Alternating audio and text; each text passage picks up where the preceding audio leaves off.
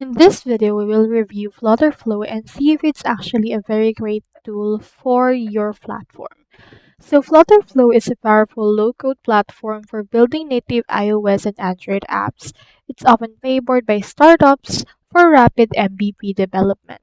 It provides a visual builder with code export capabilities, allowing for high customization. However, it requires a higher learning curve than typical no-code tools and can be expensive as it scales.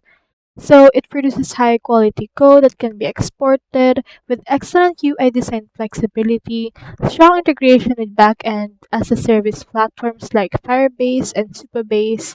It allows for custom code insertion. However, features are locked behind expensive tiers, increasing in price, and it requires understanding of basic programming concepts such as API calls and data structures. Some users also report stability issues, breaking changes during platform updates, and sluggish performance. So, is it worth it? FlutterFlow is generally considered an excellent choice for startups, developers wanting to move faster. So that's all there is today, and I hope this video helped you out.